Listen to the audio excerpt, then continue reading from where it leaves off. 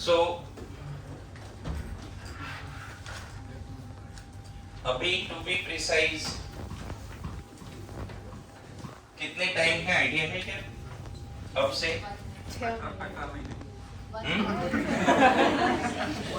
कितने?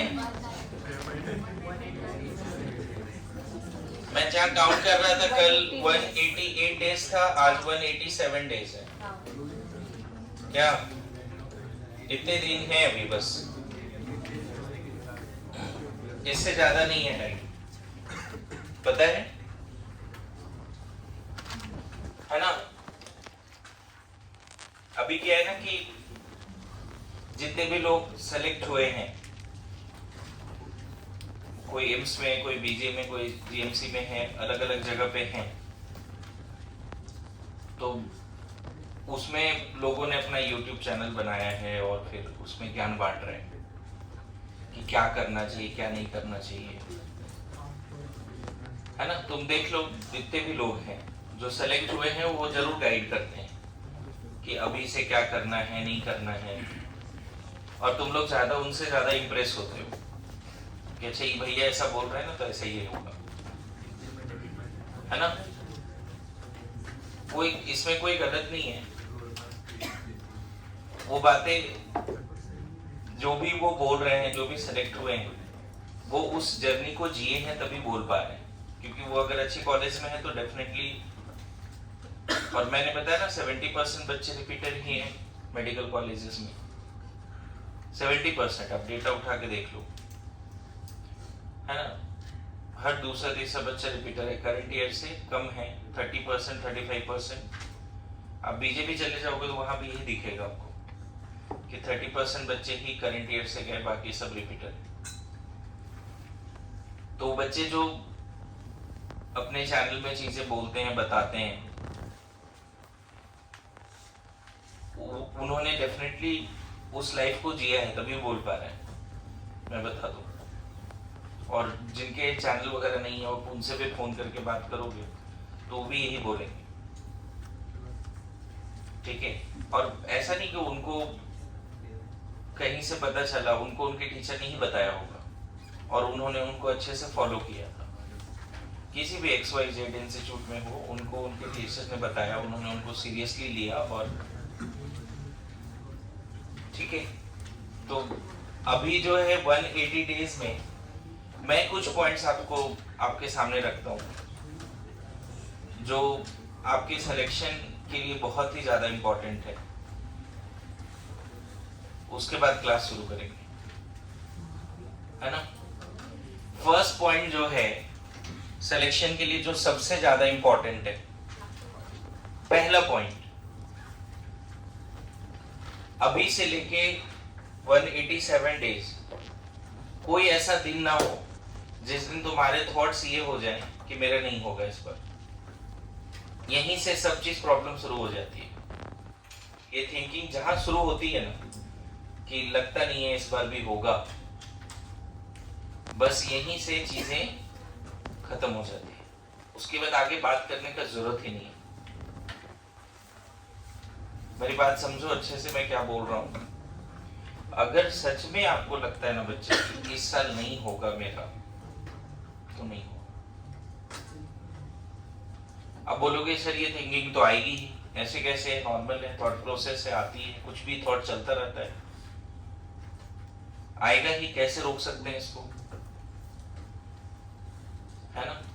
ये थॉट आया, मान लो कि मेरा लगता नहीं है नहीं होगा इस बार, ये थॉट आया, अपने आप तो कुछ होता नहीं, उसके पीछे कुछ रीजन रहा होगा,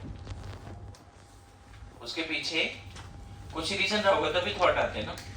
केमिस्ट्री नहीं समझ में आ रही है, फिजिक्स नहीं समझ में आ रहा है, या किसी टेस्ट में मार्क्स कम आ गए, रीजन रहता है ना, तब थॉट्स आते हैं। अरे सुनो, मार्क्स कम आ गए,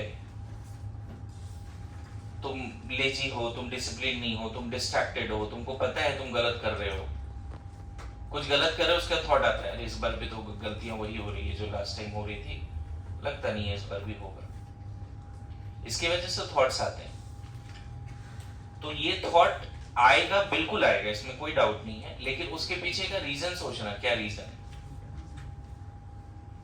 एंड इस थॉट को जैसे ही आया उस रीजन पे काम करना पड़ेगा आपको कि नहीं, इस बार मुझे एनी हाउ करके लेना, कुछ भी हो जाए, दुनिया इधर से उधर हो जाए, मुझे इस बार सिलेक्शन चाहिए तो चाहिए। तो उसके पीछे का रीजन पता किया, फिर उस पर काम किया। जब भी ये थॉट आए उसी समय वो रीजन ढूंढो और उसको उसी समय ड्रॉप कर दो उस रीजन को कि नहीं ठीक है, अभी तक ये हो गया ना, अभी भी हमारे पास सफिशिएंट टाइम है। लास्ट के 3-4 महीने में लोग मतलब एक्स्ट्राऑर्डिनरी पढ़ाई करते हैं और हो जाता है, सिलेक्शन हो जाते हैं। मैं बस ये बोलना चाह रहा हूँ, कोई थॉट्स आएंगे, हमेशा आएंगे कि मेरा लगता नहीं है इस बार भी होगा एंड ऑल, ये सब होगा। आपको करना क्या है, तुरंत उसके पीछे रीजन पता करना है और कसम खाना है, उसको लिखना है कि आज के बाद ये चीज तो हम रिपीट नहीं करेंगे।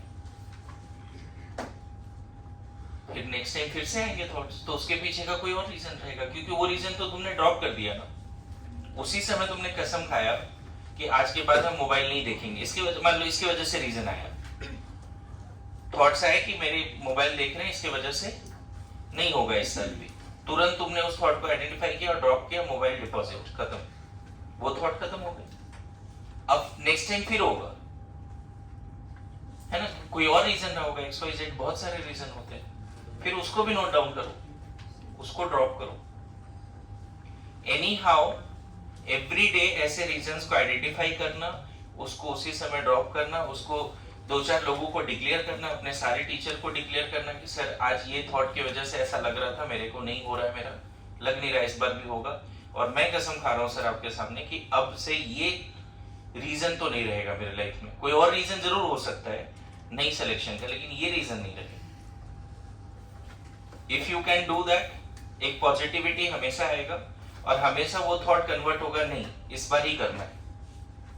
या तो कुछ लोग कॉन्फिडेंट हैं तो बिल्कुल अपने आप को ये बोलते रहो कि इस बार करना ही है, कुछ भी हो जाए, नहीं होगा ऐसी वाली बात ही नहीं। अब इसमें दूसरा पॉइंट क्या आता है, तो थॉट आए और उसके पीछे का रीजन पता करो और उसको ड्रॉप करो। रीजन फिर वो लाइफ में होना नहीं चाहिए। दूसरा है, फिर से बोल रहा हूं, अभी से लेकर जितने भी क्लास होंगे एक भी क्लास मिस नहीं करनी। अगर आपने क्लास मिस किया तो फिर से तुम पहले वाले लूप में जा रहे हो। मैं तुम्हें गारंटी देता हूं, पहले वो फिर से थॉट आना शुरू होगा। जिस दिन क्लास मिस करोगे उसी दिन वो थॉट आएगा, मेरा नहीं होगा इस पर, है ना। कोई भी क्लास अभी तक हो रहा है सिलेबस कंप्लीशन तक, एक भी क्लास मिस नहीं करनी है। क्लास मिस किया फिर से तुम उस लूप में फंस रहे हो, ऐसा समझ लो। केमिस्ट्री में तो चलो मैं क्लासरूम रिकॉर्डिंग दे रहा हूं तो एनी हाउ तुम बाद में कर पाओगे, लेकिन मुझे नहीं लगता कि वो ऑप्शन रखो लाइफ में, क्योंकि हमें बहुत कुछ पढ़ना है, बहुत रिवाइज करना है। अभी आधे से ज्यादा सिलेबस हो गया है, हमें उसको रिवाइज करना है कि नहीं। तो हम रिकॉर्डिंग देखें या क्लास में लेक्चर अटेंड करें, तो मुझे लगता है क्लास एक भी मिस नहीं करने। थर्ड जो है बच्चे, फिर से वही वाली बात है, जो क्लास का होमवर्क है वो होना ही चाहिए any how, along with revision. मतलब डेली बेसिस पे क्लास का होमवर्क और डेली बेसिस पे आपका प्रीवियस टॉपिक का रिवीजन।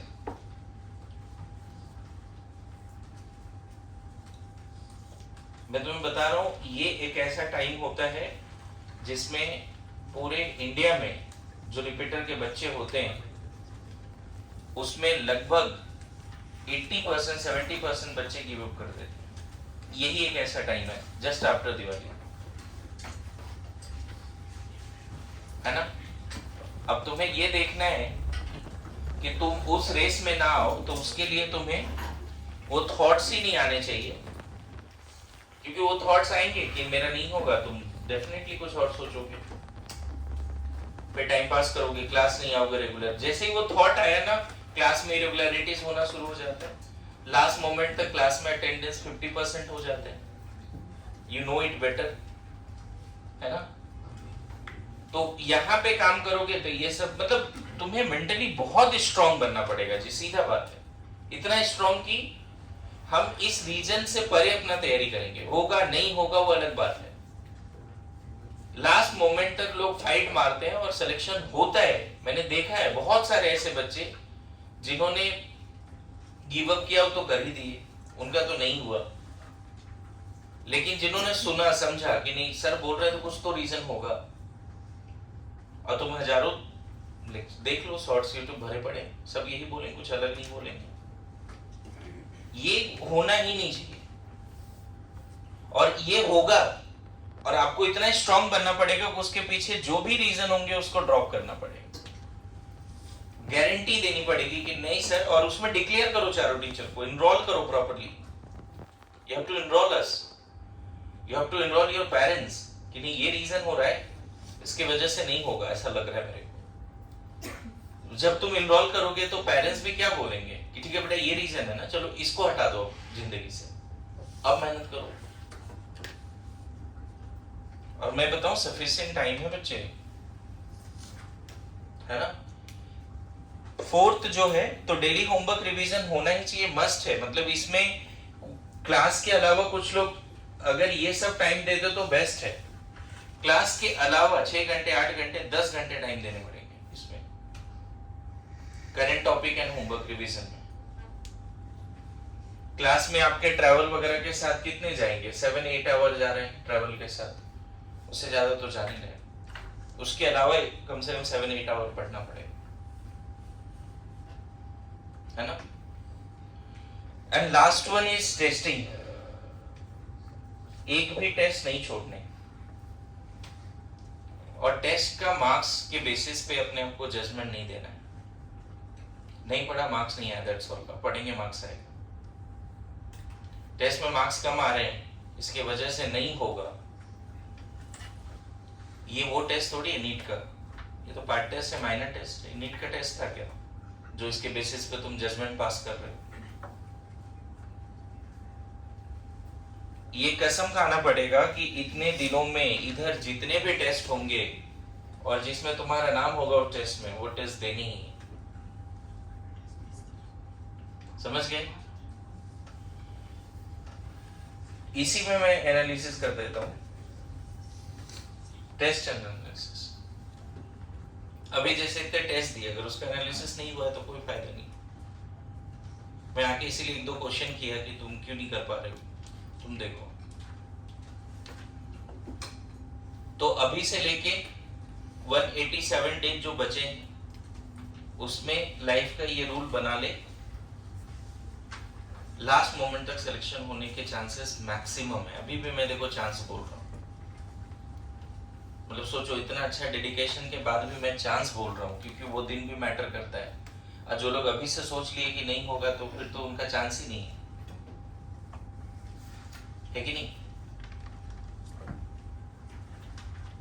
ठीक है, टेस्ट पेपर तैयार हो गया, और भी पेपर का भी प्लान चल रहा है बहुत सारे, तो वो पेपर भी अवेलेबल कराया जाएगा। पेपर की तो कमी नहीं होने देंगे, है कि नहीं? बहुत सारे पेपर मिलने वाले। अभी तो इसमें तुमने देखा होगा कि 85 जी मेंस वाला भी पेपर है, कितना ही डिफिकल्ट आएगा पेपर, देखते हैं। 85 जी मेंस का जो पेपर है 22, 23, 24, 25, उसका फिजिक्स केमिस्ट्री करेंगे ना सॉल्व, ऑनलाइन तुम्हारे पोर्टल पे रहेगा, करो सॉल्व उसको। जब कंप्लीट होगा तो सिलेक्शन कैसे नहीं होगा? मेरी बात आ रही है समझ में? क्या रूल है, कभी भी ये थॉट नहीं आना चाहिए कि मेरा सिलेक्शन नहीं होगा।